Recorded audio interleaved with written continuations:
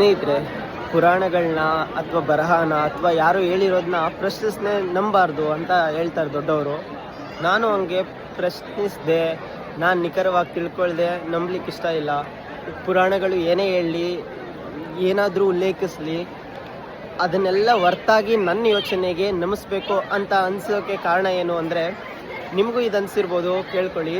ಏನು ಅಂದರೆ, ನಾವಾಗಿರೋದು ಪಂಚಭೂತಗಳಿಂದ, ಶಿವ ಪ್ರಕೃತಿ ಆಗಿರೋದು ಪಂಚಭೂತಗಳಿಂದ. ಶಿವ ಅಂದರೆ ಪರಮಾತ್ಮ, ಪರಮಾತ್ಮ ಅಂದರೆ ಪ್ರಕೃತಿ.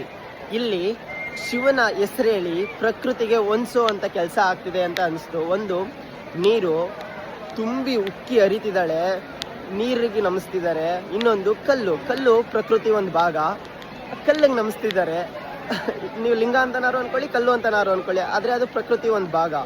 ಅದಕ್ಕೆ ನಮಿಸ್ತಿದ್ದಾರೆ, ಸಣ್ಣ ಮಾಡ್ತಿದ್ದಾರೆ, ಅಡ್ಡು ಬೀಳ್ತಿದ್ದಾರೆ, ಅದಕ್ಕೆ ಪೂಜೆ ಮಾಡ್ತಿದ್ದಾರೆ. ಹಾಗಿದ್ರೆ ಏನಂತ ಅರ್ಥ? ಪ್ರಕೃತಿಗೆ ಪೂಜೆ ಮಾಡ್ತಿದ್ದಾರೆ ಅಂತ ಅರ್ಥ.